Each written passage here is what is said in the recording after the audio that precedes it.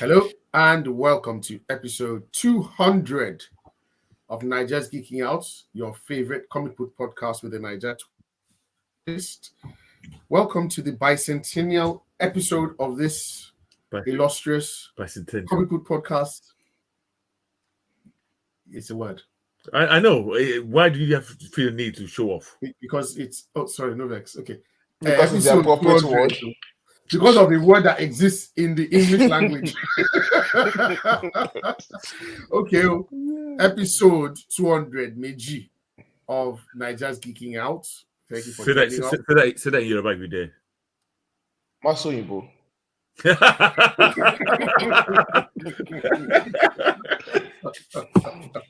Igba Meji. They continue to interrupt, but thank you for joining us again. You've been listening to us for hopefully 200 episodes now, and you are used to these other clowns that I happen to work with. Right, let me go down the list with Red. How is the back? Back is good. Healing, just slight neck pain. I can't really turn to my right, but I'm good with the left. Okay. No. But You're walking around the house like this. Yeah, walking around the house. Yeah, I read the books this time. You guys are just being numpties last time. The reason I didn't read the books the last time was because of medication that was always making me sleep. So, Yeah, all right, sure. You don't get your homework. Sure. Okay, I understand. I saw you guys today. Oh, hey, is this what we're supposed to? I was just looking at. I'm not going to answer any of this motherfucker. I said this thing last week. I'm not even going to answer anybody. I said, oh, is it? Which one should I don't even know. Anyway, today, how are you doing? I'm good. Yes, it's good to be back. Are you allowed today? Some wee-wee? I mean, isn't that assumed to be constant by you guys already? So I don't know what you're talking about. When are you not allowed? I think default setting. Are you on your default setting? Yes. I think you just walk around Amsterdam. It's just natural. Yeah, continue to fit into the stereotype. We shall. That one, how are you? Yeah, I'm good. Yep, it's good. 200 issue. And this guy said Igba is 200. I don't know what but yeah, no. Yeah, but you Googled though. No, I don't. Do you not look at Gig when you said Michi? I was just waiting for for my turn. Okay, mistake. It's a good milestone for 200. I can't believe I've been talking this stuff with you guys for 200 episodes. In a way, it shows that there's not much going on in my life, but some of the series you watch, some of the things you watch. Honestly, this is the highlight. You can't even look for something positive that we've been consistent. Like it shows the discipline, it shows but no, you have to look for what is actually true. But wow, okay. But the point line is we have to all that thing we've been doing. We have to share the knowledge somehow. So this is our avenue of sharing the knowledge For this all our lives. Or the lack of our knowledge. about certain things, and our ignorance. And sometimes unbridled hate. By the way, do we want to talk about the correspondence that we received from one of our past guests, Murewa, about yes. She mentioned that. Yeah. 25 what's that book called? What's that book called? 10 years later. 25 years later. Was it 10 years? It's 10 years. 10 years. We read this book last week. Yeah. For some reason, I was like, I swear, I was seeing 25. 10 years later. I think one of the major things that we talked about was the hard stop of that book.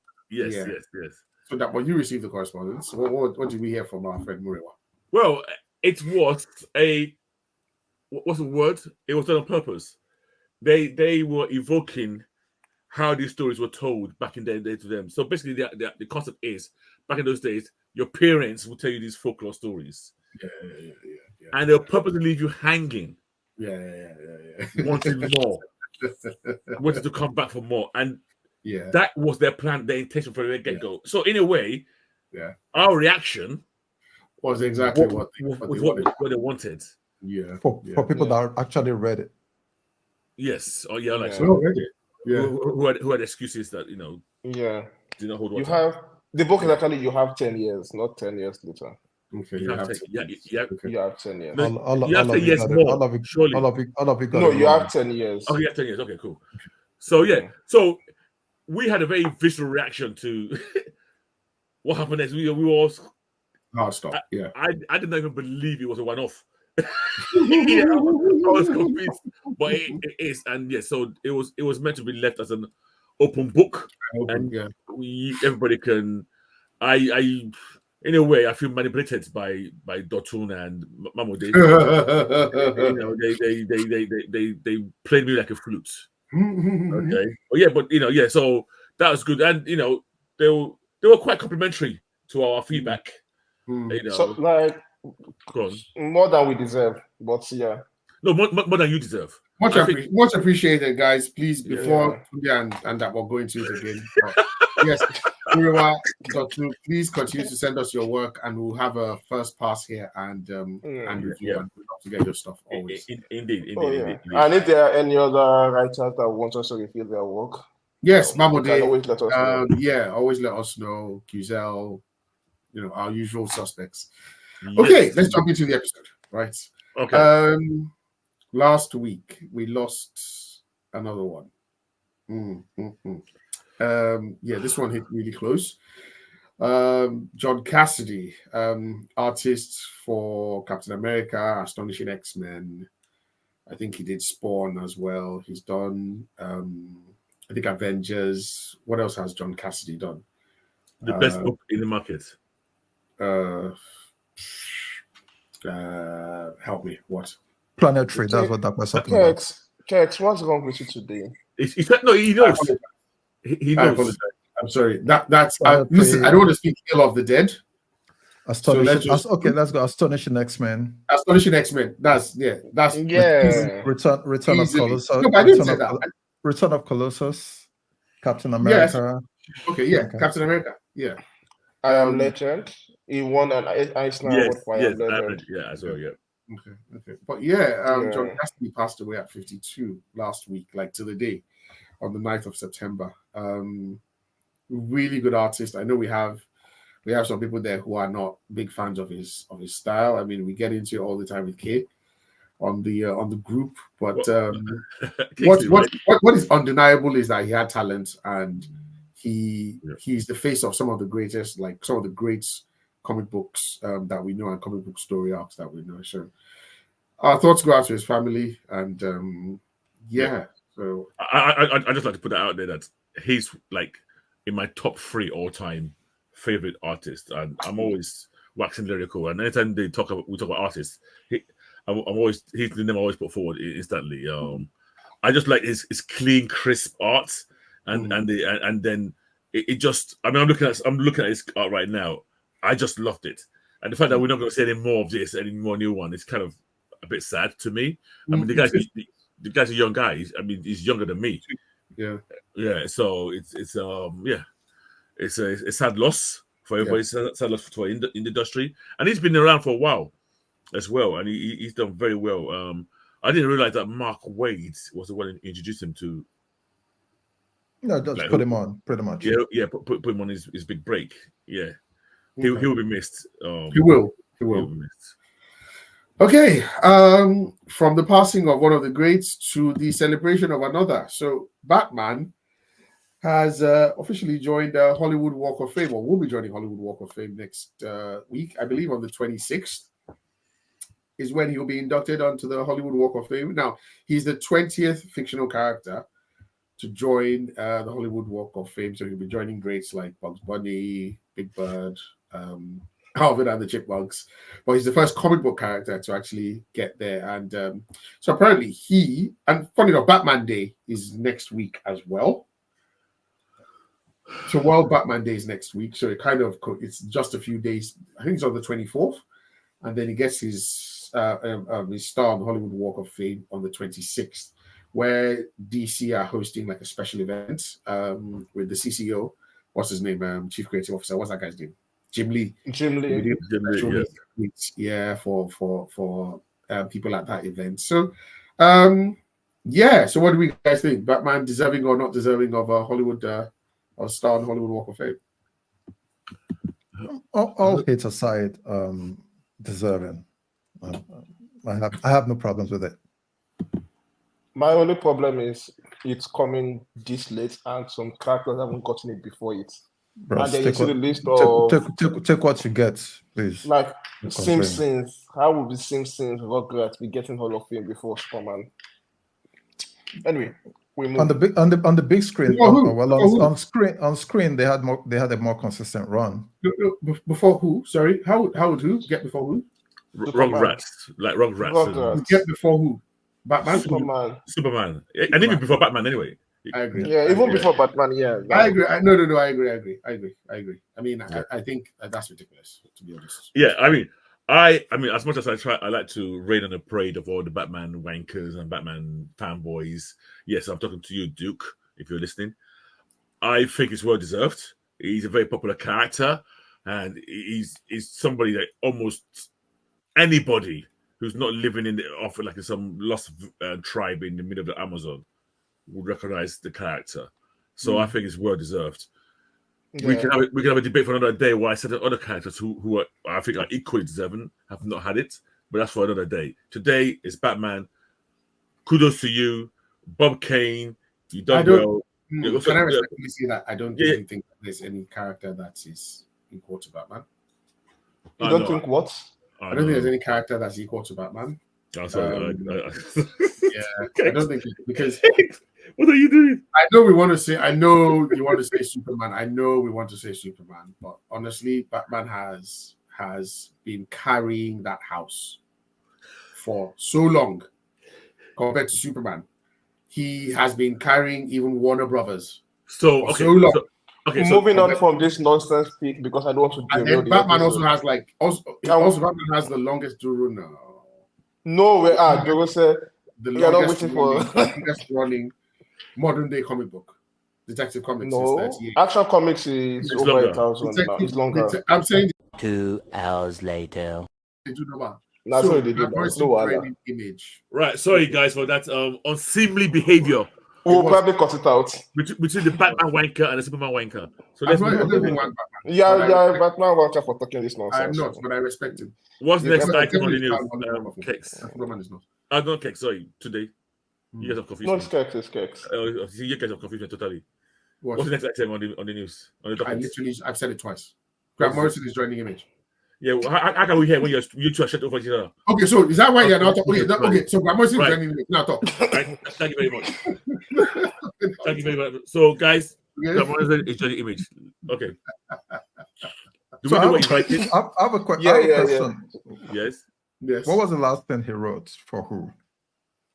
I think the last thing was for DC. I'm trying to remember Multiversity also. Yeah, that's it. Yeah, that's been a while, right?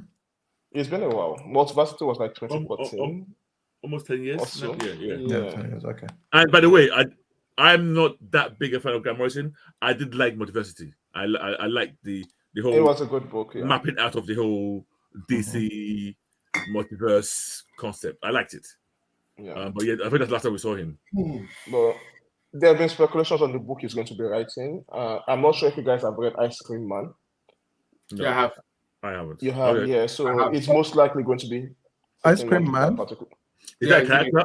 Is that a character? Oh no, it's a book. It's the name of the book. You remember? Did you read the previous ones? No, I didn't read the previous ones, but I've read one of the volumes. It's an oral anthology, as far as I'm aware. Yes. So he tells they're like horror stories, like yeah. So the Ice Cream Man, so is like a boogeyman who tells stories. You don't know if he was there or not, or who passes judgment. I can't really remember. Okay.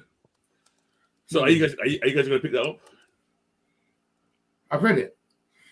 No, I mean the new book. It's not out yet. No, but it's not even been announced what he's going to write. You're not sure that's what he's going to write? It's based on the image they used to announce him on IG. So there's an IG image, and they can see some ice cream in the background of that image. So that's why. Oh. So Image just posted that image of Grant Morrison's name, And then you see some ice cream in behind. I don't see that bit. I don't see Ice Cream Man being his speed though, but I could be wrong. Yeah, speed.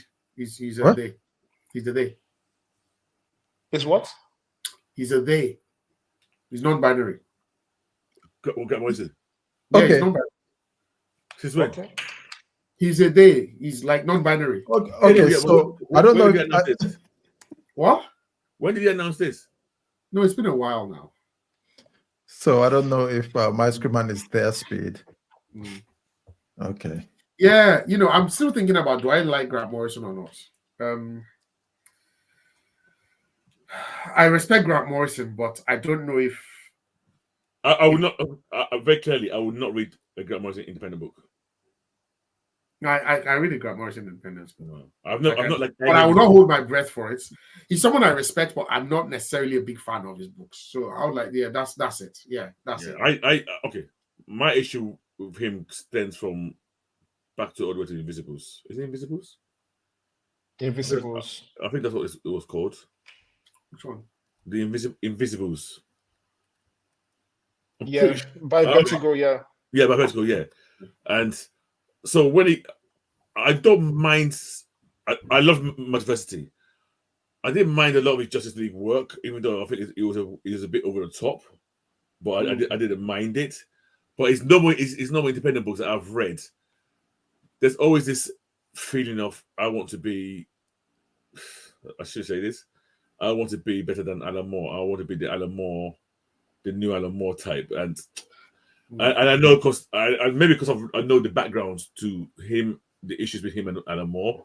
It always kind of, colors my perceptions when I read his books. Yeah. Oh shit! We missed some Grant Morrison books when we were talking about the last book he wrote. Yeah, go on. He wrote the Wonder Woman Earth 1 series and also Superman and the Authority. That 4-issue book. Yeah. See, I prefer his comic books. I like that book. Yeah, I like that Which book. one? Yeah, Superman and the Authority. I like that book. Yeah. I like that book. I prefer his superhero books to his independent work. Okay. I don't think I've read any of his independent work that I would say I loved it. Okay. All right. Well, we'll see. We'll see what he drops then. So last week we promised that we were going to read volumes, not from the big two, and I will be talking about them this week and kind of reviewing them and either recommending or not recommending these books. So 5 books I think we picked up during the course of this week. American Born Chinese by Jin Long Yang. We picked up Pretty Deadly Volume 1, Kelly Sue DeConnick. Fatale, Ed Brubaker, Sean Phillips. Witches, Scott Snyder. And Ex Machina with Brian K. Vaughan and Tony Harris. Okay, cool. So which one do we want to start with? Did you guys read all these books, by the way? I didn't read all, no. I didn't read all. I didn't read American Born Chinese. Okay. Two of the ones I read again. One I haven't read before. One I read, and the other two I read in the past. Okay. So they watched I skipped Fatal and Ex Machina. Okay. I read the others. Oh wow. Whoa. No, we'll start talking about it because I think he skipped the 2 best ones, most likely. Okay. So let's talk about American Born Chinese. So this was loosely adapted by Disney Plus, I think 2 years ago or something, but they canceled it after the first season. It's written by a guy called Jin Long Yang, and he illustrated it as well. So this tells the story of the central character is, I forget his name now because that was the first one I read, but he's like the Chinese king. What? The boy? Is it the monkey? Not the monkey. No, not the monkey king. No, the boy. The name of the boy is Jin Yang. Is it Jin Yang? Okay, Jin Yang. Okay. Yeah. Oh yeah, that's true. Jin Yang. Yes. So it tells the story. It kind of tells 3 stories. So it tells the story of Jin Yang, who is like maybe 14 or something. A Chinese born. Well, yeah, a Chinese born. Is it Chinese born or an American born Chinese guy? Chinese lad who went to school. ABC. it tells the story also of the Monkey King. And then it tells the story of a white kid who is about 16 or so, called Danny. And as you read these stories, they are spread out. Like, this is a self-contained book, by the way. And it jumps from one to another at different points. So you might read a chapter that's about Jin Yang, and then you read another chapter about Monkey King. So it tells the story of the Monkey King, how he came to be, kind of like from a folklore point of view, that he was like a regular monkey who trained and then was able to like unlock different parts of like different powers, basically like immortality. He could fly, he could, the story of the Monkey King, right? Like he can turn his head into stones and things like that.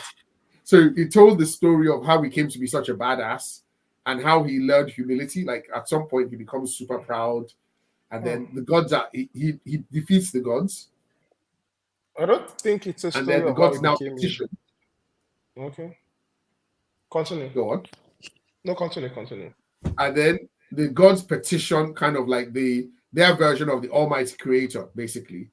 That, look, this guy is getting too big for his boots. And the Monkey King, what he wants more than anything is not to be a monkey anymore. Because at some point, he went for a dinner party of the gods, and somebody like they disregarded him. They didn't even let him in. The bouncer didn't let him in because he was like, look, you're a monkey, you're not putting on any shoes. And that kind of, he went off, and then he was like, look, I'm going to train, not be a monkey, not be considered as inferior. And that kind of in him creates like a superiority complex. He comes back, defeats all the gods. And then the creator basically has to humble him. Now that's his story, and that's his thread. Jin Yang is one of two Asian kids in the school, and has to deal with, I don't want to say passive aggression, but more like just like passive racism, where it's only him and a Japanese girl in the school, and they actively avoid each other just so people aren't like, oh wow, the Asians are like clicking together, so they don't sit near each other, they don't talk to each other. And then there's a new kid who joins the school from Taiwan. Now Jin Yang's thing is he likes robots, like he likes transformer toys, and everything. That's his thing. So there's a new kid who joins the school from Taiwan, who actually like just comes in from Taiwan, has, speaks broken English, and then him and Jin Yang, they bond over Transformers, and then they actually become really close friends. They're basically roll dogs and stuff like that. And I can't remember the kid's name, the new kid's name, the Taiwanese boy's name, who then starts dating the Japanese girl. But it is basically a coming of age story, and I think it's so beautifully written. In him trying to be cool, and then there's a girl in his class that he has a crush on, like a white girl, like a blonde girl or something that he has a crush on, and and the girl has like a best friend, a male best friend, who perms his hair, one of the cool boys in school. And then Jin Yang goes home and then perms his own hair, and it's just him trying to fit in. And I just absolutely loved his story. And that's his story, and I don't want to go too deep into it. And then the third story is the story of a boy called Danny, who is about 16 years old. And Danny's his cousin comes from China or something, comes for a yearly visit. Yeah. Now his cousin is the caricature of a Chinese character who, like, I mean caricature literally, like he has the buck teeth. Oh God. He has like a long Chinese at the back. He wears like a Chinese outfit. He speaks broken English, and they write it like, the way, oh yes, sir, yeah, so good, so sweet, so good. Yeah. Like really bad, yeah, I get it. Still really bad. Yeah. And Danny's a popular guy in school, and this Chinese cousin comes in and then joins his school and sits beside him in class, and he's like answers all the questions, like they're asking questions, and he's loud. Yeah, okay. And Danny's like, God, like just calm down. Spoiling his rep. Really spoiling his rep. And it's Danny kind of coming to terms with his cousin and almost his ethnicity, and him trying to be Caucasian, if that makes any sense. Yeah. be as Caucasian as possible and just like forget that Chinese side. And this is like Chinese cousin is like super confident in he's like, this is me now, as in I don't care now, loud and like brash. So those three threads at some point, like towards the end, they all come together and you see how the Monkey King story, Danny's story, and Jin Yang's story all come together into like one central weave. Like, I absolutely loved this book. I read it on the train. I had moments where I was smiling. I was grinning ear to ear. I know Red didn't like the art style, but I thought the art style really fits the tone of, it's a coming of age story, basically, is what it is. Of how like an Asian American kid is trying to grow up in the suburbs. I don't know if you guys have seen anything called Fresh Off the Boat. I think it's an ABC comedy show. Yeah. It's basic. It's everybody loves Chris, but it's a Chinese version. He has Constance Wu and that guy that is in that's in Agatha. That was in Wonder Vision, the agent. The John, the one that Aquaman as well. Does the card trick? That does the card tricks. Yes. He's the dad there. So it's very, very fascinating, but it's also a very funny book. I love this book. Yeah. So today, that's basically my review. I haven't given a rating yet, but yeah. So this is my favorite book of all the ones I read this week. For this book, like Tex has touched on the story, so I'll touch a bit on the themes. Like the initial story sets the tone of the book of the Monkey King, who is basically the king of his own kingdom. And the most respected in his own kingdom is he feels he has all these powers and everything, and he goes for the dinner party, and they didn't let him in. And then there's a panel at the end where they kick him out because of these shoes, and then he beats everybody there at the party, and you get this satisfaction seeing the Monkey King beat everyone. And then he goes home, and then there's a panel where he says, "Oh," and he smells of monkey. That he's feeling uncomfortable with the smell of monkey. And that particular thread runs through the story of that particular displacement and how, like, is it self-esteem issues that immigrants face in white situations, because it's not just related to, it's right from an Asian perspective, but it's a universal experience that any immigrant will face. So we get that story from the Monkey King's perspective, how he searches to accept who he is and be proud of himself. And this is told through an humorous lens. The Jin Yang story as well is something similar as well, where he's trying to figure out who he is and how he fits in society as amongst his classmates and everything. And then we get the Danny character who has completely changed his life around to be this white American stereotypical kid that's always embarrassed by his cousin that comes to visit, which, like Tex mentioned, is a caricature. And then they tell these very humanizing stories in different moments where I feel like this book is a book for, it's not just a Chinese book, it's a book for every kid. Like, this is the kind of book you should give a preteen to read and they would enjoy it, because it's a fantastic, it's well written, like, and the moments are very hard hitting. There are little moments here and there, that hit you very hard. There's a scene there's a very funny scene with where he meets an old woman, and she asks him, what do you want to be in future? He said, "Oh, I want to be a transformer." And the old man goes, "Oh, you can be anything you want to be. All you have to do is sell your soul." Oh, wow.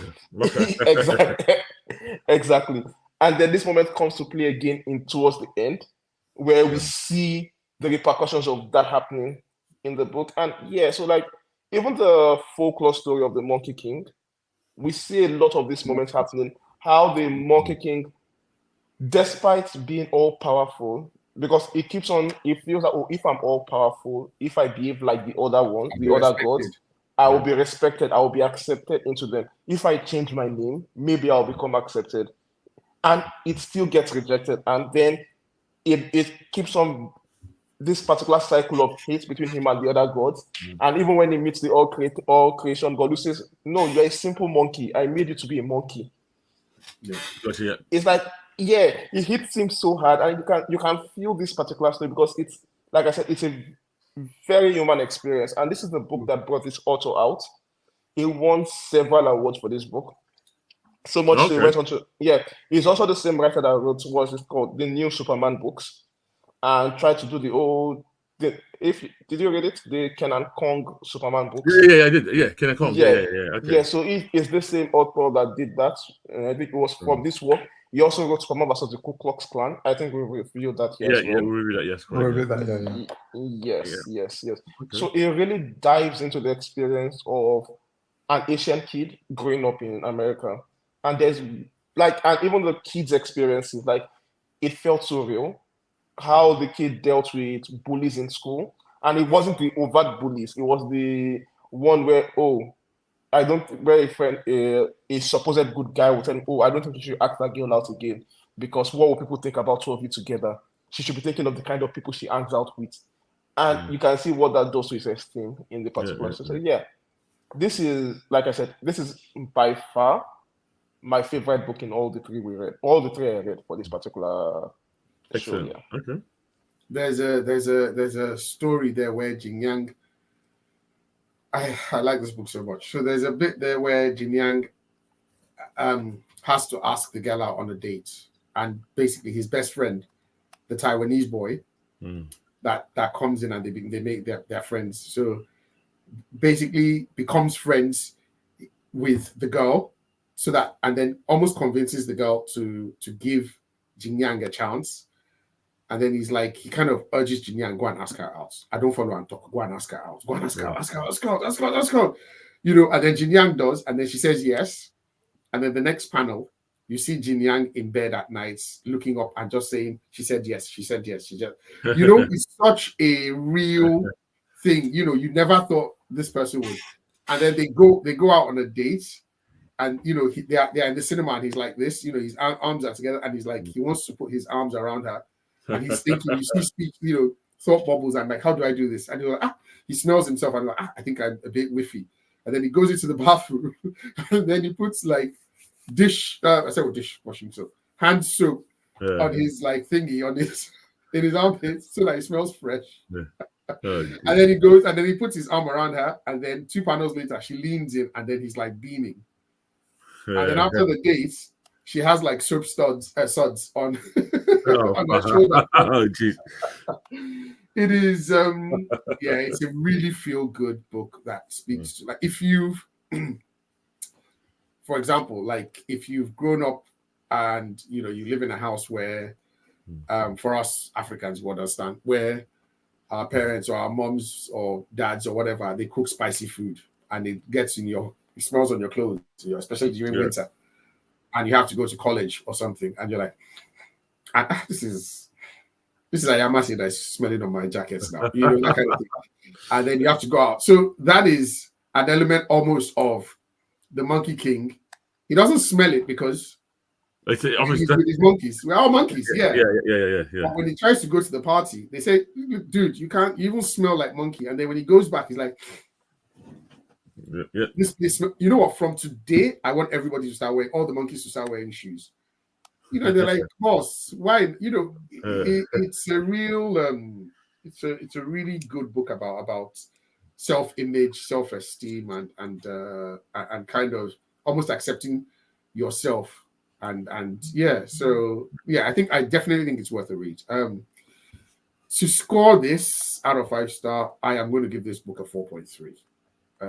You've been generous lately. No, I have been. I agree, and I think we are a bit too harsh, but I'm giving this book. I was smiling at several points on 4.3 for me. Oh, this is an easy 5 for me. I love the book. Oh, nice. Yeah, right. So I have no complaints. You guys mean that I'm going to read it then? The thing is, I don't even think you can read it and not like it. No. It sounds like, the story is just you're talking. It talks about our universal stories for certain type of people, i.e., we immigrants. If you've ever been in a place where you don't look like the norm, and you've had issues trying to fit in, you don't even have issues trying to fit in. If you had to fit in, or you find yourself, making a decision as to do I need to do A to fit in, or should I remain true to myself? We've all been through this, especially. I mean, obviously, I'm a black guy, in a mainly white country, and such things that would resonate for people like us. That's good. I think I saw somewhere that it's in schools, and I think it's absolutely should be one of those curriculum readings. Oh, is it? Oh, is it really? Yeah, it should be. Okay. Because it I think not just Asian. I think it's a must read. It should be a must read for every Asian kid. kids. But for black kids and white kids, you can also, because no matter what, even if you are Caucasian living in a Caucasian country, there is something that you're struggling with. Yes. Whether it's your ginger hair or whether it's your everybody feels skin, there's something, everybody feels different, not entirely happy with, and this kind of teaches you to just accept that, and you will find your people. Okay, cool. So let's move on. So that is as good, like between a 5 and a 4.3 with Tunde and I.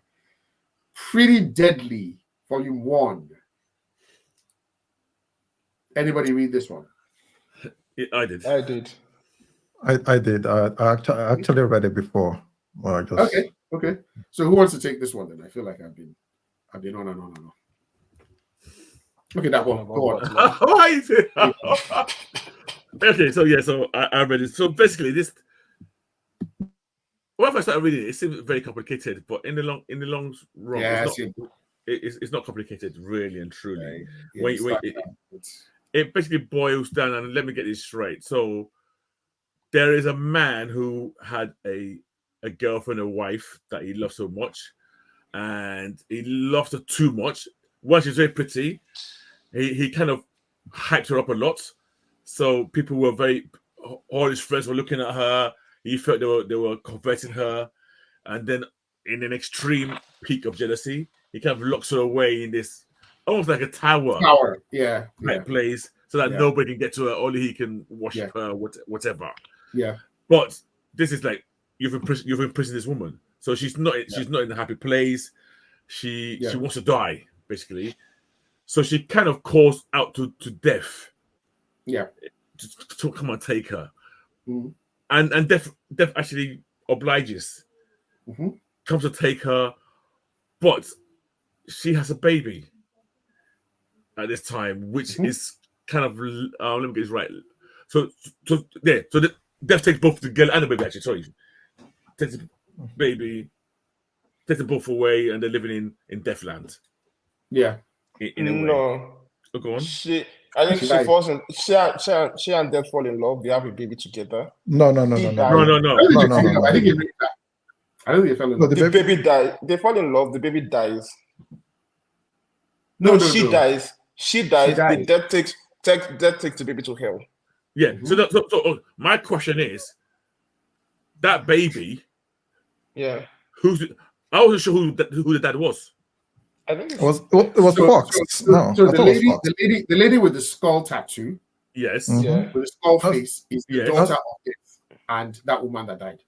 Yeah, I agree. And Fox's wife. Okay. Yeah, but who's the father? Death.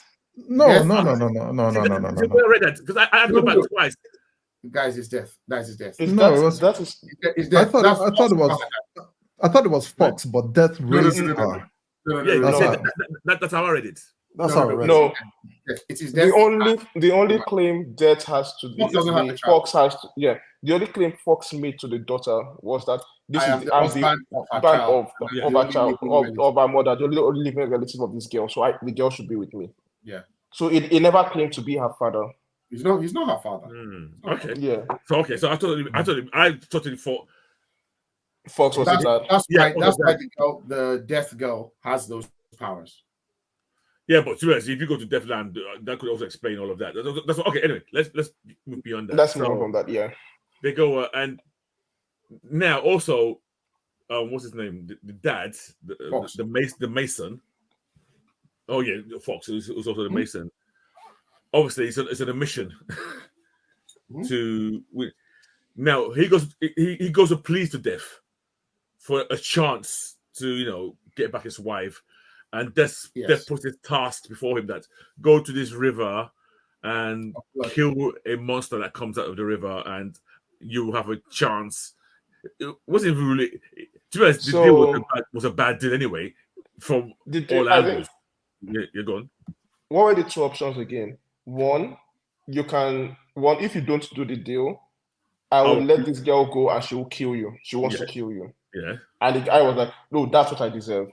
Or why would the girl want to kill him? Because what he did to the mom. Because of what he did to the mom. Yes. Not because but had nothing to do with him being the father. No, because of what he did to the mom. No, I think it was purely based on just the mom. Yeah. You maltreated my mom by looking her away in this tower or whatever. Yeah. Or you do that. You do that, and what happens again? And I will keep her in hell for as long as you live, so she cannot come and haunt you. But you will see her when you die, basically. Yeah. You will see not her. You will see the mom. Love, where you die and ask for forgiveness. Yeah, I don't know because it's the mom he wanted to see. So and he goes there. He goes to do this. He goes to carry out this deed. The monster comes out of the lake, but the monster's holding the baby, and he decides, no, I'm not going to do that. He rescues this baby, and then there's that baby. Sorry. No, sorry. Go on. Continue. So that baby, he becomes almost like a surrogate, I guess. Yes, exactly. Dad for the baby. To this baby, carrying around. She's running around in this vulture costume. Yeah. But then there's Dev also has this I don't know what to call it, an assistant. This giant Alice or yes. Yeah. And then there's this other guy, the ginger guy. Mm-hmm. Yeah. Who and I'm really a bit because there's a lot of supernatural characters walking around in this world, to be honest. And basically, the mission of this man, maybe just let me go back and try and see my wife. I know if to win her back, to see my wife, and along the path, they get all this group together and they go on this mission. Yeah, and what's her name? Ginger. Who's? Yes. No, not Ginger. What's her name? Ginger. I'll keep getting it wrong. Ginny. So Ginny. Yeah, sorry, Ginny. No, Ginny's the girl. Yeah. I'm talking about Ginny. She comes down. Mm-hmm. She's on Earth and she starts fighting with this Alice. Yes. Character. I'm I think I'm just mudding up the whole story. No. You're explaining what happened, but because of the way the story is written, it's written in terms of certain moments, and as you are reading the story, you are not aware of all this information. Yeah. So you are going into the story blind, and it's like issue by issue. Almost what you are describing is like towards the end. Yeah.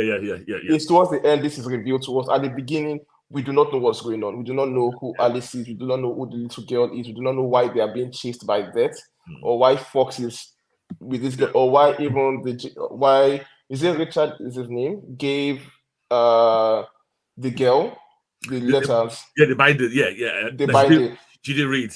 Yes. Yeah, that she didn't read, that she just bought. So it's like we are just thrown into the story blind. And that's the big selling point of the story, because like you said, once you get towards the end, you realize, it is a very simple tale. Yeah. We're just missing a lot of context to what is actually happening. And even the framing device adds more to the confusion, because you have a bunny speaking to a flower. Sorry, a butterfly. Apologies, not a flower. A butterfly, With a kind of frame. So yeah, you're right. It starts off very complex, but the more you go along, the more you realize, actually, no, it's kind of straightforward. But you're 100% right. It's towards the end you start realizing, okay, this is what happened, and then you have like almost like a confrontation, some battles, and the end of the story. So the death here is like some kingship, or it's rotational. Every death's period comes to pass. Yes. So there's a cycle. So that's when this child dead. Mm-hmm. So he could stay longer, right? Correct. Because she was the next in line. Yeah. Yes. And his plan would be to always entrap somebody to kill whatever attempt as a beast for any baby that comes along. So that's why they were hunting Fox. Correct. To kill the baby. Okay. Yes. So that he can continue to, because I think there was something they said about tending the garden. and they had basically gone lax. Yeah. So the girl that was born in the River of Blood with two colored eyes is supposed to be his successor. Yeah. So and that gets revealed as we continue in the story. I think it went lax because the mother died. He what? When he fell in love and the mother died, that was when he went lax because he was heartbroken. Death itself was heartbroken, and he stopped allowing the souls to pass through. Right. Okay. So or something like that. Yeah. So let me ask a question here, and it now seems like that whole sequence is where I've totally got this wrong. That sequence where Death meets her and they fall in love, and I missed the part too. I actually thought Death, he came because she was dying, because she kind of cut her own wrist or yeah. So she was dead already before she went to. No, she wasn't. She wasn't dead yet. She was supposed to. Okay, you might be right there, though. So that's why you guys are. So that bit. So that now I'm slightly a bit confused at that sequence how it was depicted. I know that they were married, but I thought it's because she was dying. No, because I know Death fell in love with her. Okay. Because there was a sequence where it was like, Death shouldn't have gone. If he hadn't gone and sent his assistant, he wouldn't have fallen in love with this particular place. And he was particularly heartbroken when she finally died. And they left a daughter. So that particular sequence, I get that confusion about what happened there. But because my initial read of it, and I think Kex, you have the same read, was that it was the daughter. The daughter was for Death as well. That is Death's daughter. That is Death's daughter. Ginny is biological daughter. Biological, yeah. So I like you guys said, a lot of this became clear as one started. It's a very east of west book. It's a Western supernatural book or supernatural Western book. Either way, or however you want to put it. I would have reread this book except that we basically had homework. And I think a rereading of this book, things will become much clearer. Because again, like you said, like even the framing of it is almost like a skeleton telling a story to a butterfly. Is da da da da da. So it's very confusing. And then the art in some bits is so difficult to understand what is going on. Totally. So there's a question I had for you. All the books you picked, I don't agree. Hard art. That was hard work. I would agree with American-born Chinese. Hard work. No. If you say hard work, it's different. I would agree I won't say bad art, but it's kind of art you need to pay attention to. Tedious art for me. No, for Pretty Deadly. I'm saying it's a kind of art you need to pay attention to get everything that is going on there. But I won't call it bad. Especially even witches. Yes. I didn't read Witches. We'll come to Witches. We'll come to Witches in a minute.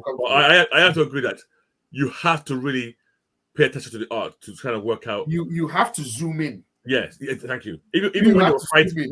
Yeah, when they're fighting, I was like, okay, who's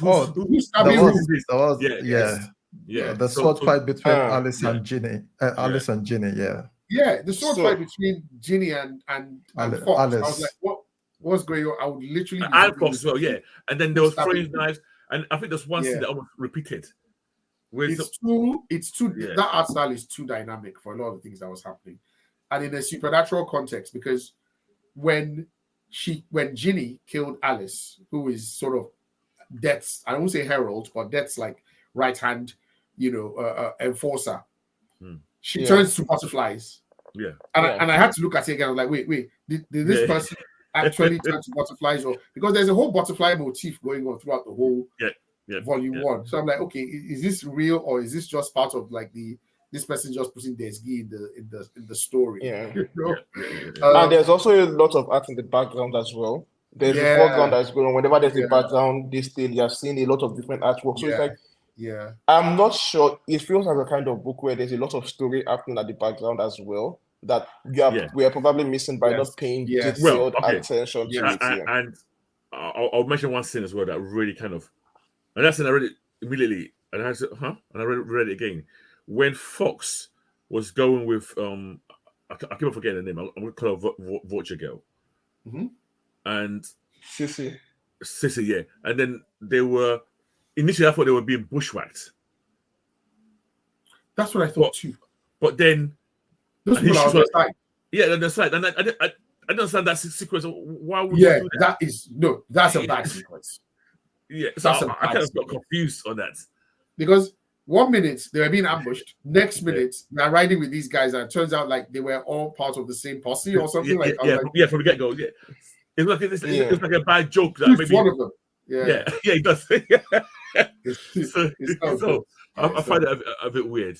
Yeah. No, so I think I had to go back and read that because then the people that are talking, they show that you shouldn't have tried that. Why you should know better than the old man.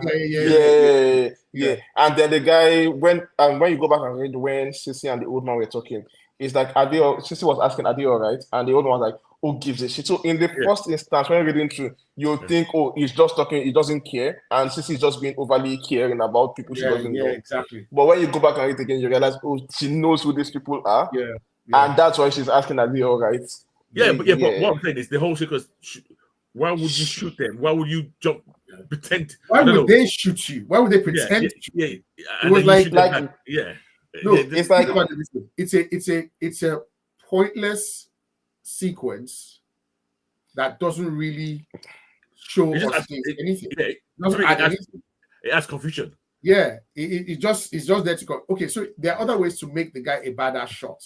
Yeah, there are other ways to show the introduction of this crew. It wasn't.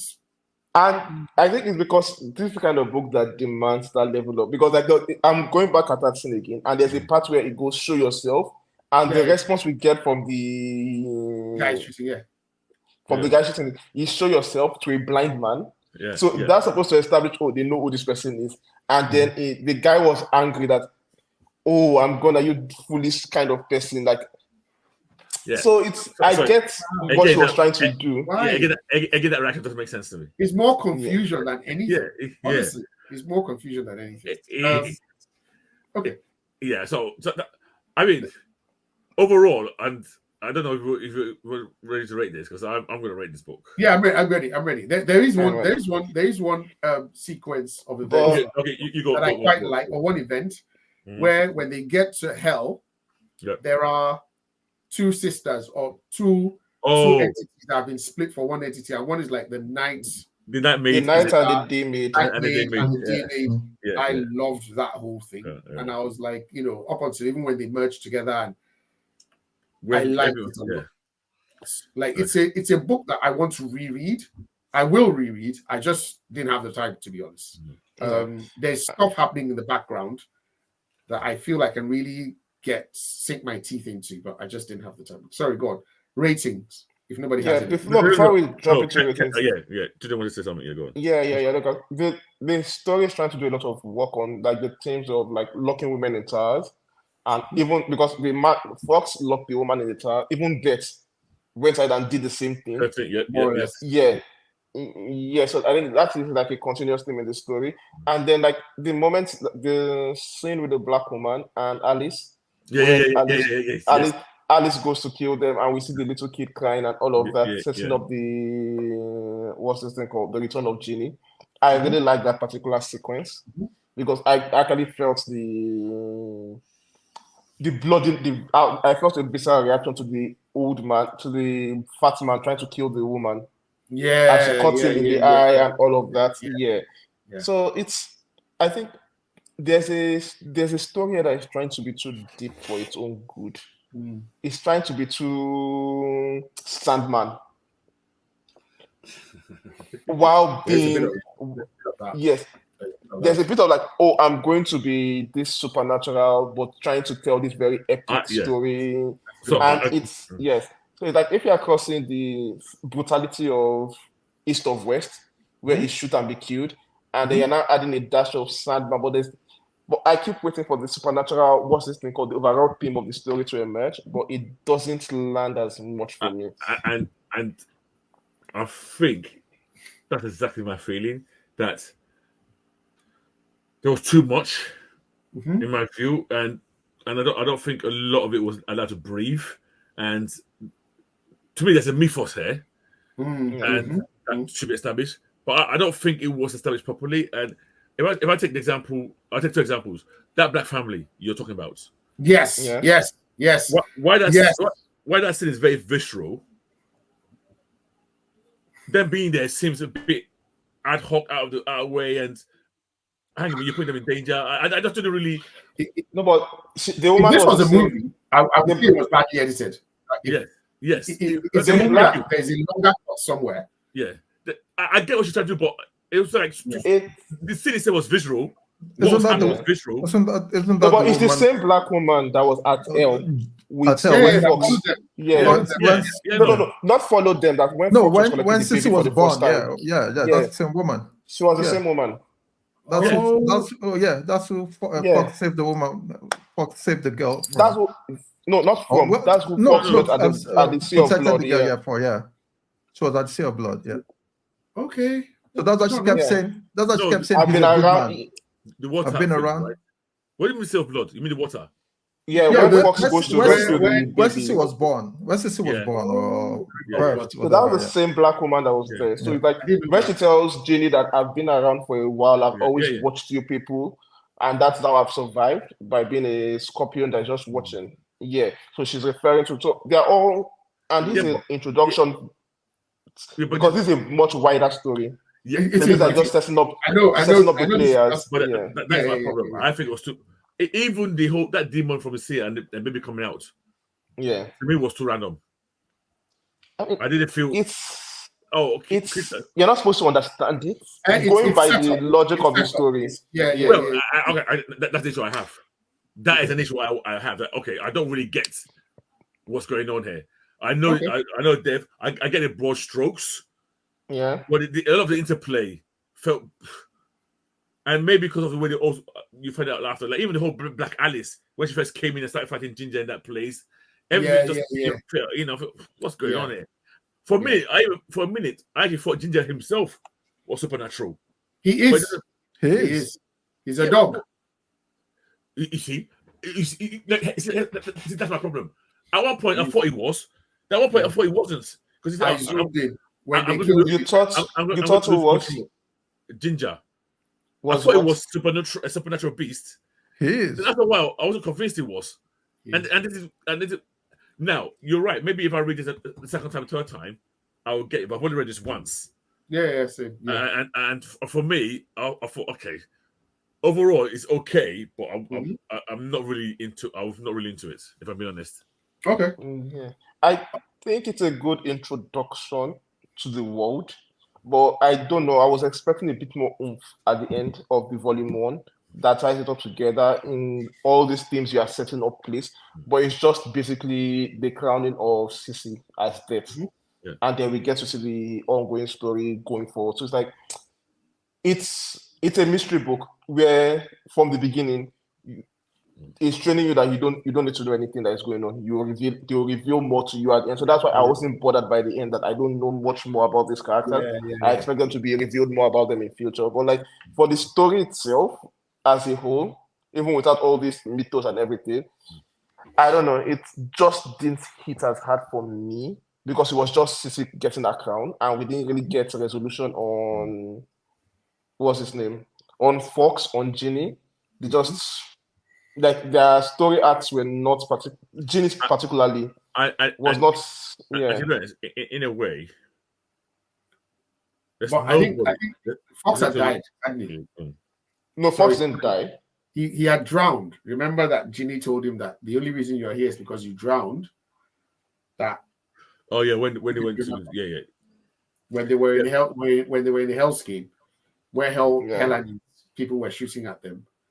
There was a bit that he got shot, and then she told him that the only reason you're here, anyways, because anyway. No, but let's read. But wait, Fox refuses to follow the mom when she asked him to follow her into Liberty. He says no, he can't. Into the what? Sorry, follow him into the. Like after she kills Death, he asks Fox that, "Hey, my Liberty calls. Will you follow?" And he goes, "No, I can't." Yeah. At the end. So I'm not sure he's dead. Okay. Yeah. All right. So, Red, do you want to go ahead and read this one first? I can start. I'm going to give this 2.9.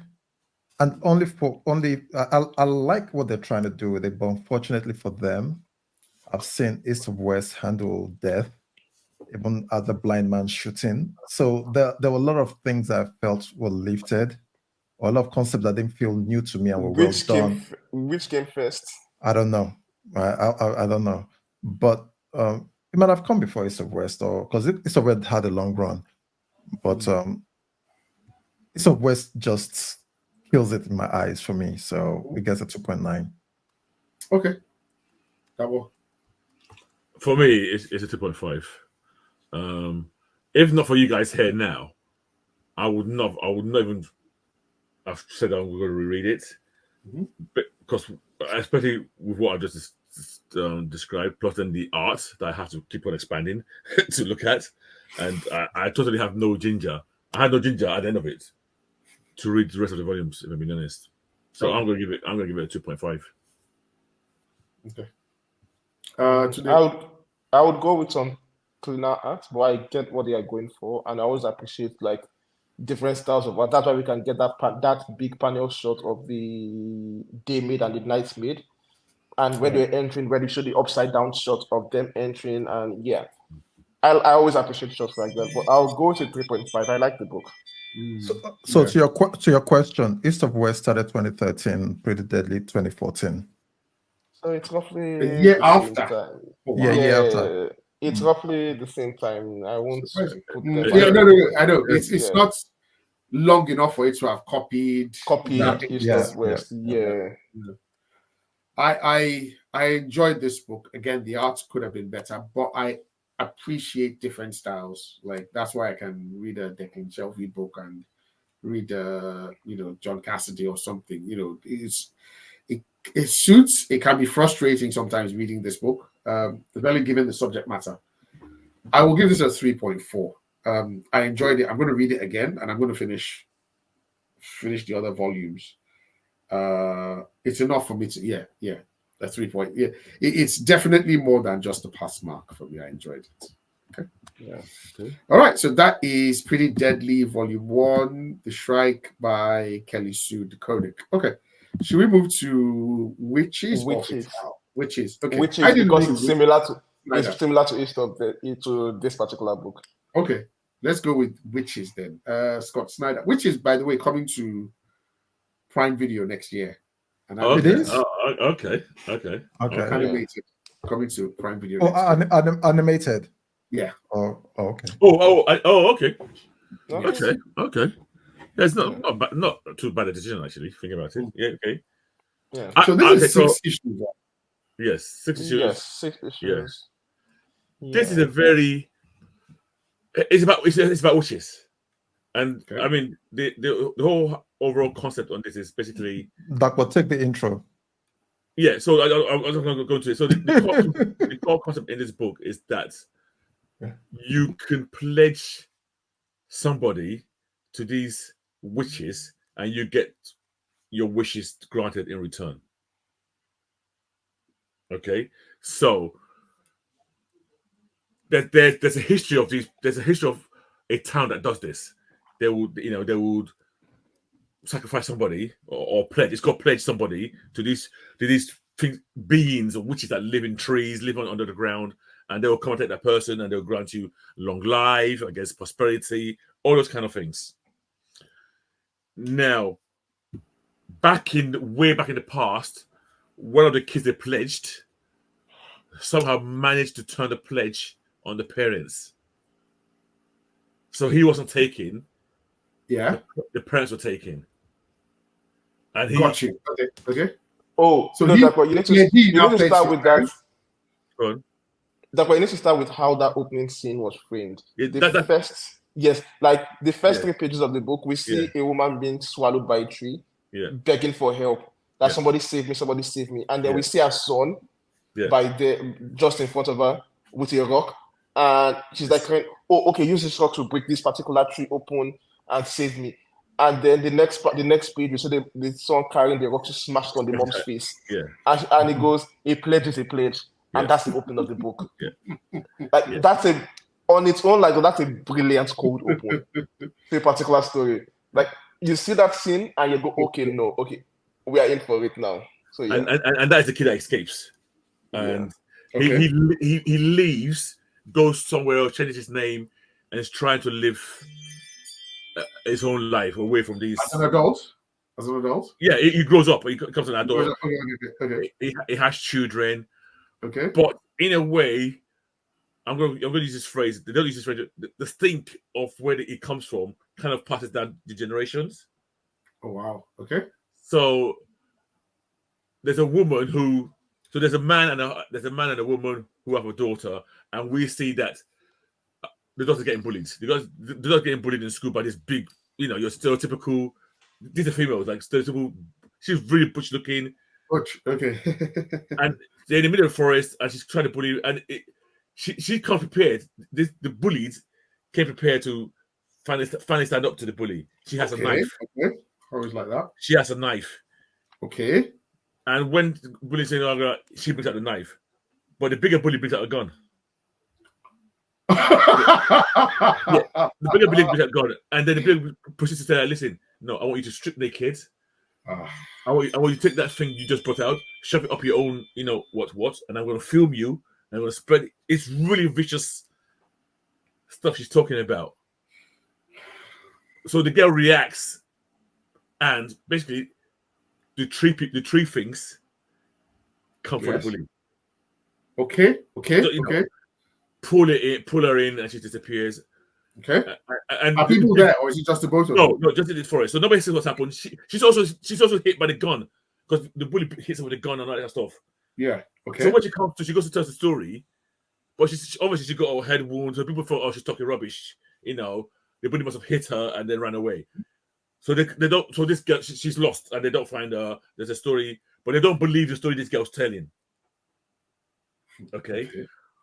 But, and I'm going to cut this short. Basically, those three, that girl has been pledged. Who's been pledged? The daughter. That girl, the girl who's been bullied. The daughter has been pledged. Okay. And these three are trying to get her. Okay. And so obviously they won't let any harm come to her because you belong to us. No, that's not what happened. I think don't spoil it that way. Yeah. Okay. So let me try a bit and frame the story for Kex a bit here. So the story is about the main story. After we get past the prologue, is a family moving to a small town because of some things that happened in the past. The daughter getting hit bullied into that incident with the bully, and the bully is dead, and people think she killed the bully. Yeah. Okay. But there's no proof for that, so she has that stigma following her. She's going into the new school. Got you. She also suffered from anxiety. Yeah. The mom also got into an accident, which ties into the overarching plot. So it's also like a change. She's wheel-bound. She's wheel-bound. It's also like a change of pace for the entire family. The father is a book writer. Yep. I mean, he writes stories for a living. There's also now, while the horror aspect of the story is going on, and this is a very slow building horror because we see the girl seeing these things and getting infected by these things and not being able to understand what's going on. Okay. We see the father also getting hints of what is happening and not sure what happened. There's a point where the girl is kidnapped and the father starts seeing things as well and trying to get the daughter back. And while all that horror part is going on, the strength of this book is the personal stories between the father and the daughter. Like, this is a story of a father and his daughter and how he has failed his family so badly in the past. And we get hints of that. Like, there's a scene where we realize the daughter didn't come and meet them when she was getting bullied because of the father. Yeah. And you'll be wondering, what could the father have done? Yes, to have caused this. And then we get hints more of this. And it's not the typical abuse you would expect from... Well, I was going to say this. In a way, I could see what the father was doing or trying to do was a positive thing, but you could debate was it the manner of him doing it? Was it right? So the father suffers from well, I won't call it disorder because that's a bit too much. The father grew up being an anxious child. Okay. That's the father that pledged his family, right? No. The modern day father. The modern day father. He grew up as an anxious child, And I think he didn't like how he grew up. And he started spotting that same anxiety that he had is in his daughter. And he wanted to he wanted to overcome it. But this guy, you're not a therapist. So he had this very basic, it's almost like throw somebody in the simple sink or swim type of manner of trying. So you can see why he's doing it, but you can also see the impact it's having on the daughter. Yeah. But and it goes very far. It goes very far, but in a way, it pays off in the long run. Yes. Yeah, in a way, it pays off in the long run. That's why that particular sequence of it paying off, I get what he was trying to do, but like, it feels very icky that it pays off in that particular manner, because there's a sequence where it's forcing his daughter to do something. Yep. And this thing is downright, it's terrible. It's drunk. It's drunk, and it's forcing her to do this very, very dangerous act. And you can see, and the daughter realizes what is happening, but out of trying to please him, like, he gets to a point, it gets too far. And then she goes over the top. Yes. So and then there's a point where he fails and he realizes, oh wait, I've gone this far. But at that point, he has lost trust in his daughter. And because this also happens at the exact same time the mother gets into an accident. Yeah. It's like, I could have been there. So it's like it feeds into his youth and his failure as a father. So this is brought up from the beginning of the story towards the end. But yes, but then without seeing in the end the exact act the father was forcing the daughter to, it's now what rescues the daughter at the end. And while I get it being the payoff, it's like, I hate the hint of suggesting that what the father was doing was positive. Right. If you know what I mean. It's like someone saying, like someone saying, Kate, because somebody flogged a child 10,000 strokes as a kid, he now gets into a trouble and you were flogging him and he was able to chest it. And he didn't cry. It's a good thing. So it's not a good thing, but it is what it is. It's reality. It is what it is. I'll give you a better example. It's like that swimming thing. Like I threw my son in the deep end of the swimming pool. He nearly drowned, but he managed to swim himself to safety. So he's traumatized by that incident. But in later when he's in danger, he needed to swim, and that lesson saved him in the future. So, and there's a message here that as a dad came across to me is no parent knows how to parent. There's nobody knows how to parent. You can only parent based on what your own life experiences is. Yeah. And it's pure potluck if what you're doing is good or bad for your child. And now it's true. People always say, oh, do A, do B, do C. Or if you have kids, you realize it's all BS. You have to. Yeah, go on. I want to interrupt you there because why I have a problem with it is not as if it's not the act itself. Yep. It's the fact that he was drunk and uncaring when he was teaching the daughter this act. No, he wasn't uncaring. Yes. He was drunk and he was taking it out on the daughter. It wasn't as if it's coming from a place of, let me put it like this. When that thing was happening, it's a bit of concern. You see him beyond his normal behavior. So what? No, I'm not saying what he's doing is right, but it was not unconcerned. It was too much concern, and in a way, it's over concern because something happened to him in his life. He was so determined that, because in a way, the daughter was almost double his level of what he had. She was proper, so he had anxiety. I think hers was way higher. Yeah, and so whatever he did wasn't working. Let's be frank, it wasn't working, and it's not. You're not a psychologist, but he thought, oh, I had this. I can't let my daughter's life go through this. Go through this again, and then he went around it in this manner. But what I'm trying to say is, people could do things that are terrible, but it's not because they're doing it. They're doing it out of a position of love, but they don't know any better. And that's the point I'm trying to make. Yes, I get that part. But what I'm saying is that it wasn't as if it was like, oh, I'm a drill sergeant. Yeah. And I'm going to force you to do 10,000 reps a day. Yep. Because out of concern. There's that level of concern where you know that, okay, it's because he's being focused on this. But when he was doing what he was doing, it was something he would normally do in his right mind. If he was in full control of his faculties, he got drunk to enable him to do it. That's why he was drunk. Oh, okay. So you think he got drunk to enable him to do that? Yes. So I was thinking that he was drunk. No, he was Dutch courage to do that. It was Dutch courage. Okay. If that, yes. I won't argue that interpretation. And she almost died, by the way. Let me be clear. She almost died from it. Yeah. Okay, so if you're saying it like that, he got drunk to do that, I thought he was drunk, and then the daughter came, and then he did that. No, I asked him. So that was my reading. Yeah, because he's not a drunk normally anywhere else in the whole story. To me, it was clear. It was like he drunk up just to be able to do the stupid thing. Okay. You know, that's a different interpretation of it. What happened? Because my interpretation was that he was a man who was already drunk, and out of his drunken inhibitions, he tried to do that to the daughter. So it was like it wasn't a planned action. It was like But if it's that interpretation, okay, I get where you're coming from. That one. So the end of the book, we're not going to spoil the end of the book because you guys need to read the resolution. The book almost. How it does that. But the family dynamics is great in this. To a degree,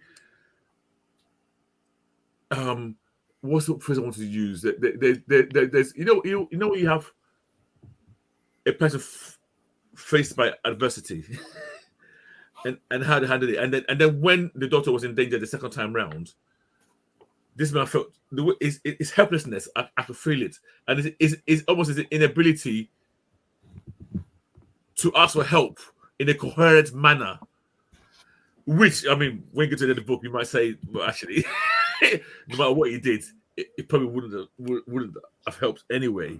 But yeah, I like this book. I won't lie. I enjoyed this book, and even the art, even the first 2 pages. After the first 2 pages, I was into the art as well. So I enjoyed it. I won't lie.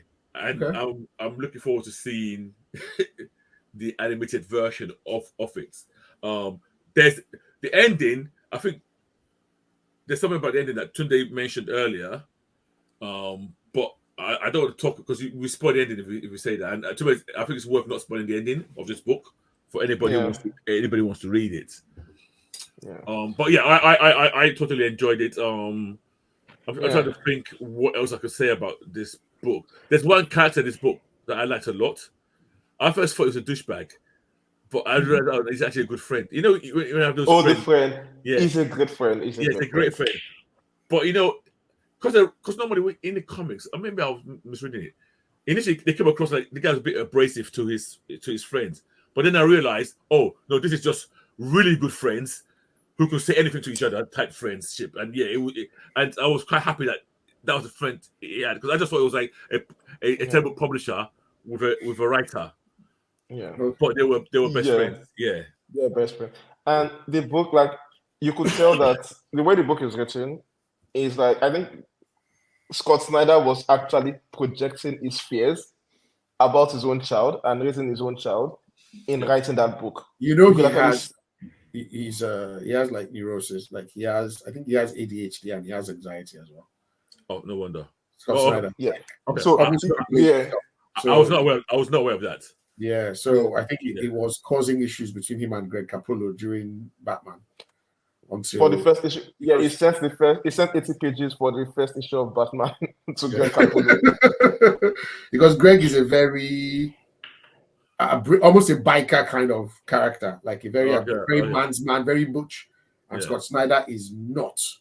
So they did not get along at first. So now that you said that dad is Scott Snyder. It's quite possible that he's projecting. Because I honestly I would not be able to write that kind of character, if I'm being honest. You will be able to or not be able to? I would not be able to. Oh, okay. Yeah. I would not be able to. Okay. But it's well written. It's like the other part aside, which is done well. The relationship between the father and the daughter, the touch point of you failed as a dad and how you recover redemption, you build back trust with your family, like how you show love, how you go the extra mile for your kid. It's something. This is a book for. I think this is a scary book for any parents, basically. Yeah, and the the age the girl is literally one of the scariest ages of a child for any parents. Anyway, without the extra stuff exactly for this girl. Yeah. Okay. Even this, I wanted to mention that apart from the supernatural horror, even the little touches of horror, like the parents don't know what happened to the kid when the kid was getting bullied. The way it's done, it still invokes that fear. What exactly? That what's good. So there are a lot of real life and non-supernatural fears that are actually a lot more scary than witches. The bully in this issue, I found her very scary. She was not like your typical. And I think she was now threatening to do to her. No, she said I'll kill you here, and I don't give a fuck what happens. Yeah. And it was because the bully was in the closet as well, and the girl knew. Oh, I missed that. She was butch looking. The way she was she was very butch looking. Yeah, because like she said, the girl posted a picture of her as retaliation and deleted it, and she saw it, and then and then she was like, if you ever tell anybody that kind of situation, so I think the girl is openly. I'm not sure openly what, but because the book never goes into that detail a lot, but the other one knows that and is bullying her because of that.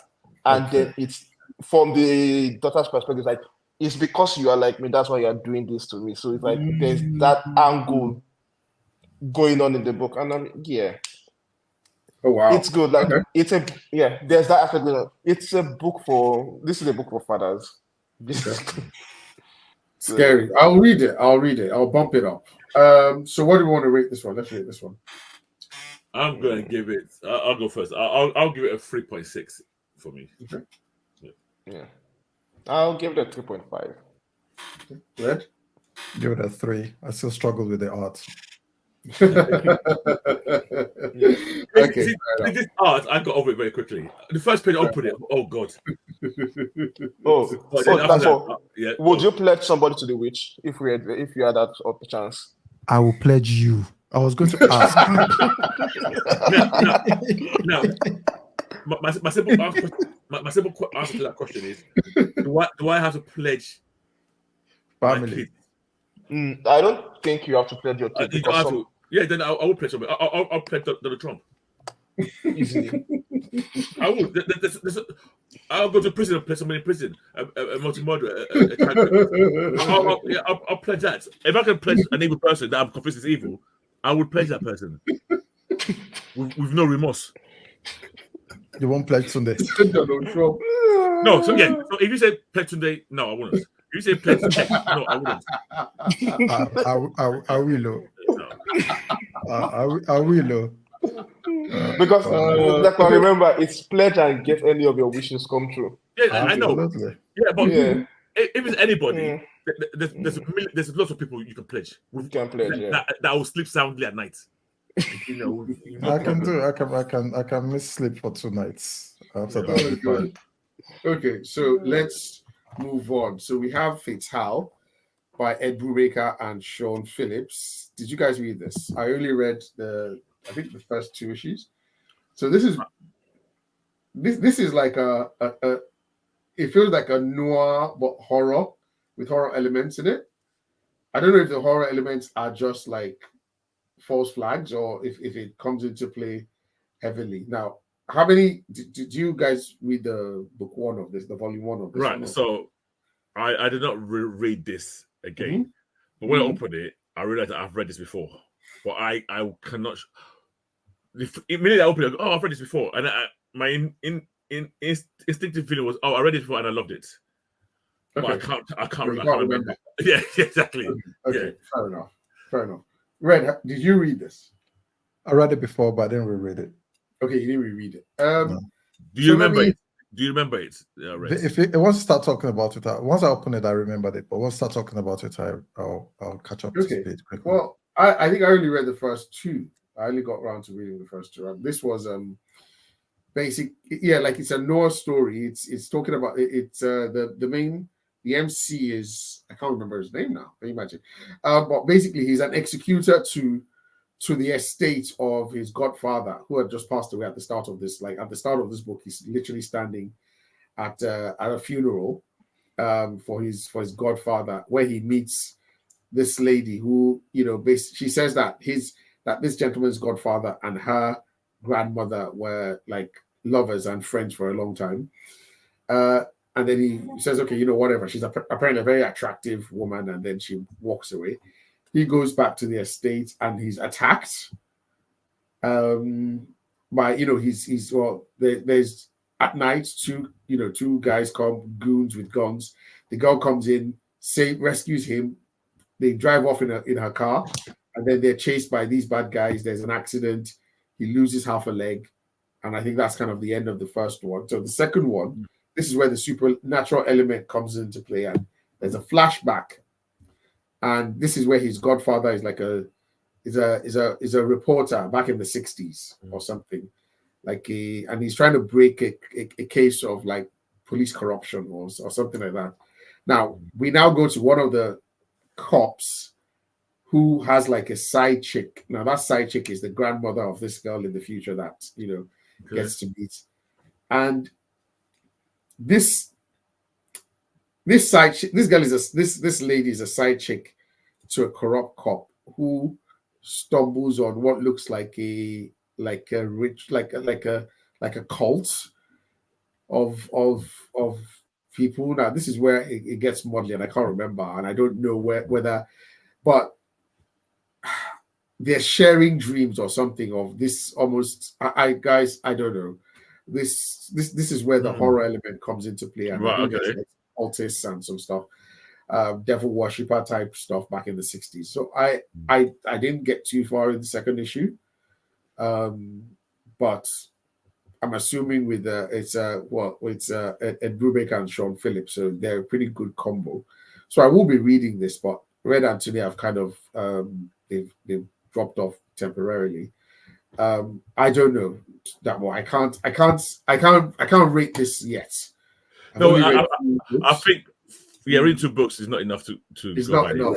And unfortunately, I can't add much more to what you just said. That's fine.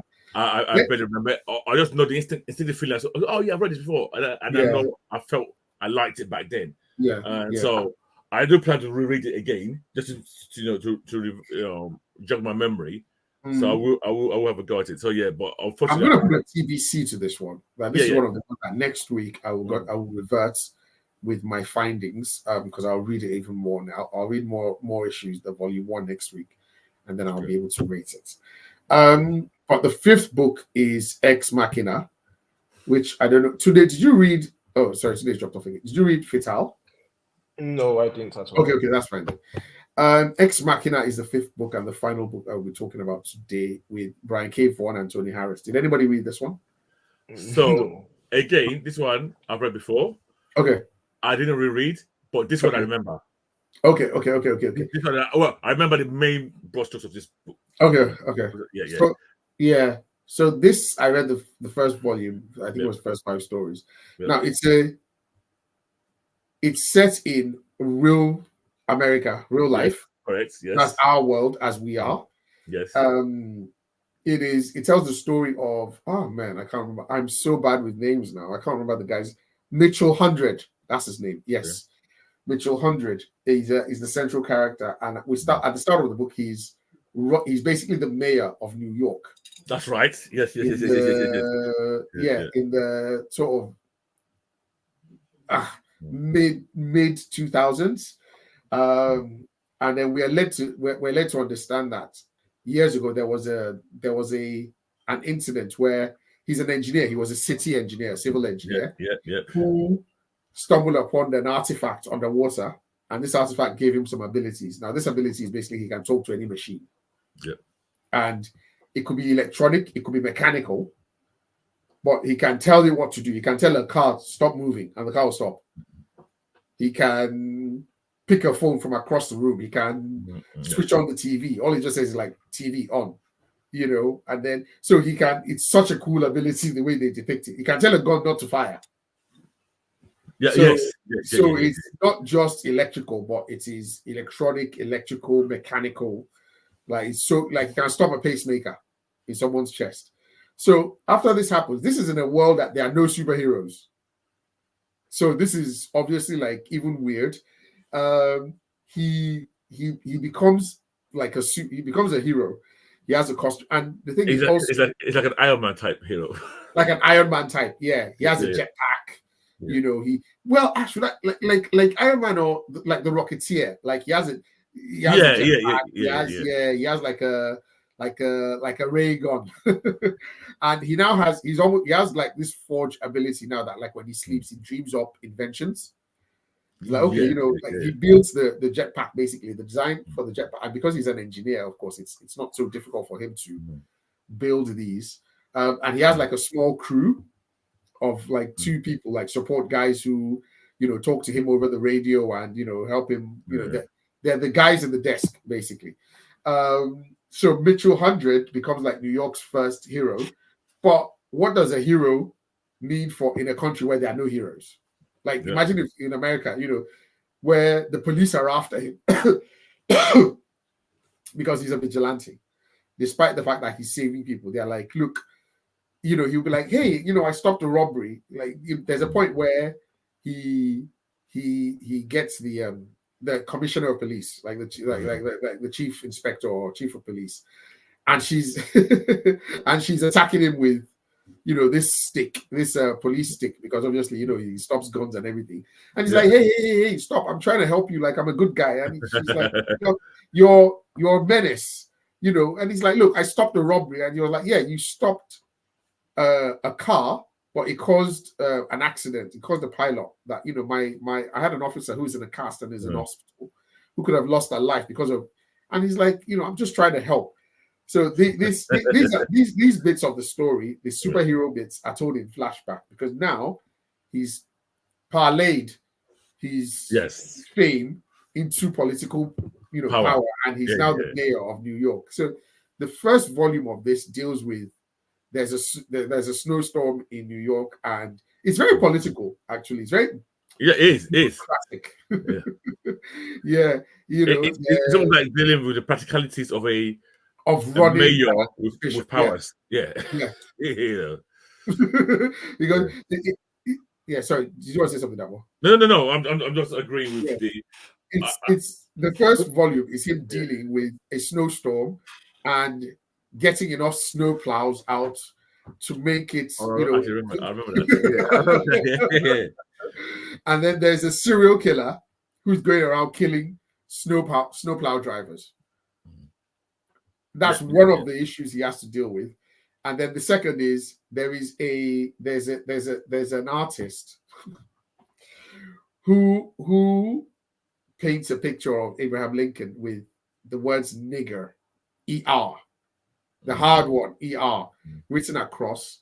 And I think she's like a renowned New York artist, and she submits it to the Memorial Museum or something like that, and they have to put it up because she's like a patron of that museum. And so it's on display there.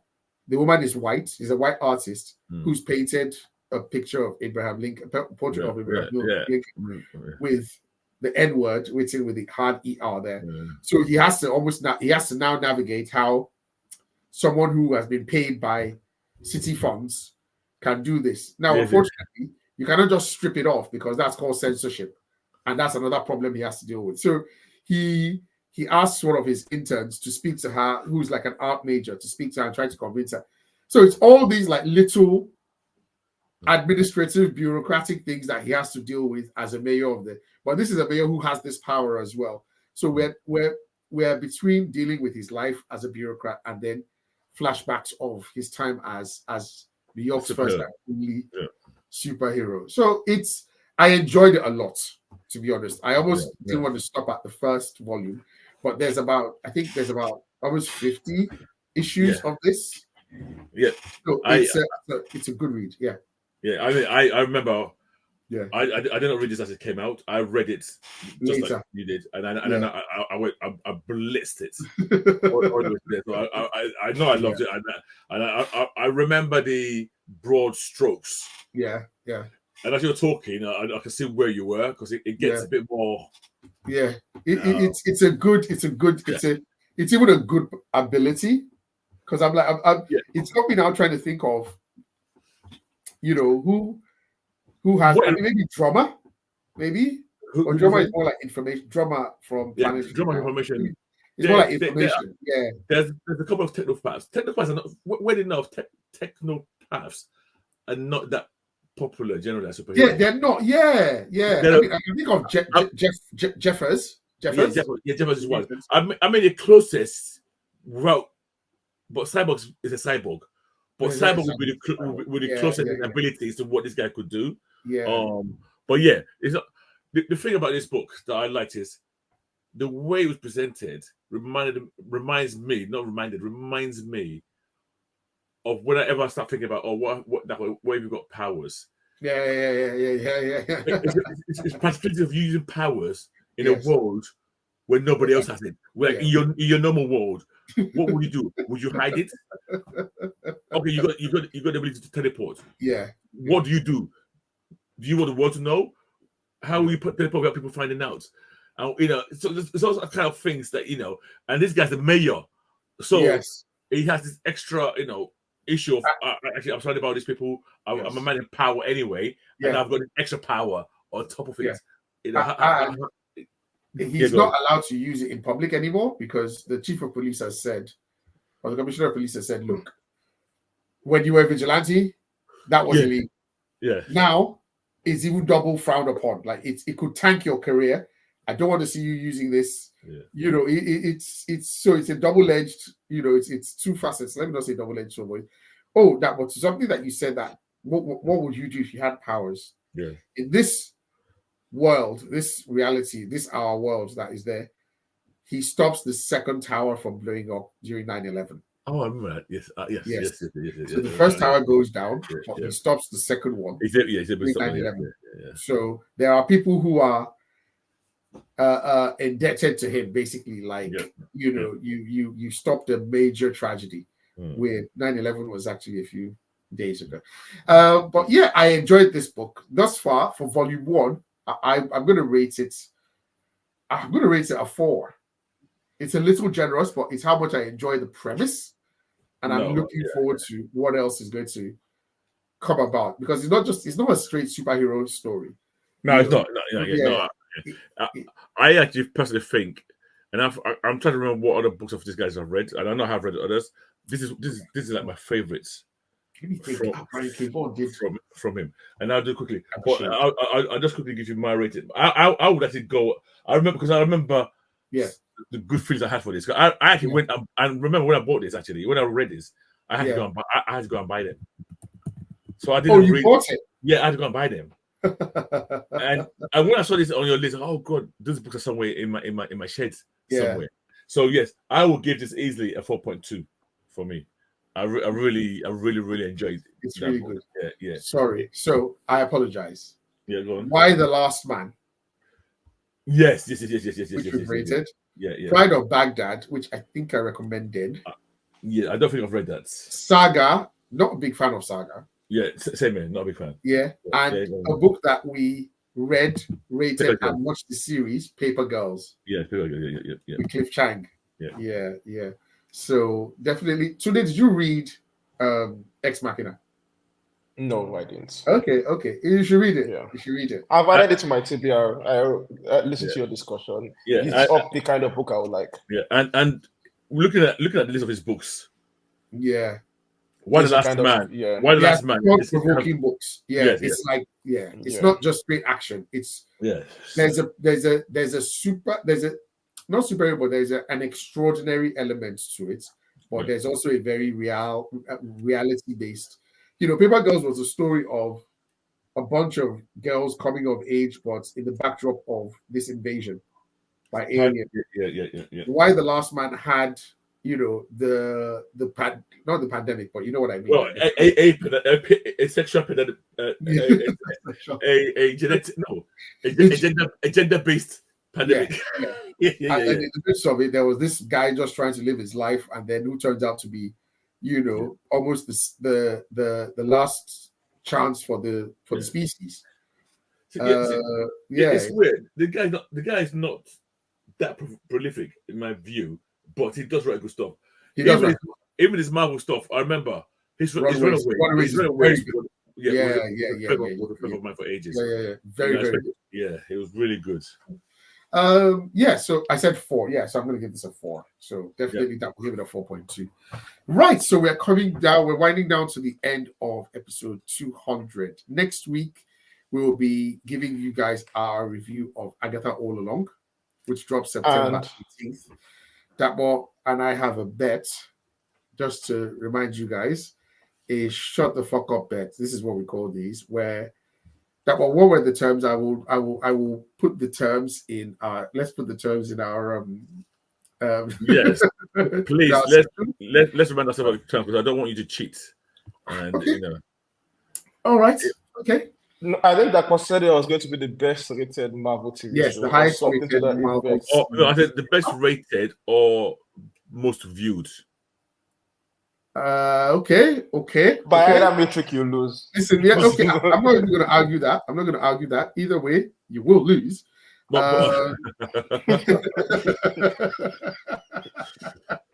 It's amazing. I am quietly confident. Okay. Quietly. Okay. Yes. And then we will also be rating The Penguin, which drops September 19th. Yes. Now that's the show. Yes. Yeah. So those two will be rating next week. Please, I need you to go. I need to find the exact wording of my bets, because I don't want anybody. Yeah, I'm gonna look for it. Yeah, I had it starred. Now I can't find it. No worries. And we should come back to reading these kinds of books more often, because I really enjoyed most of the ones I read. And and there are a huge catalog of independent graphic novels that we can get. So and I'll be reading that American Born Chinese one. Yeah. And to your concern, the ad for Pretty Deadly gets better. So they change artist in Pretty Deadly.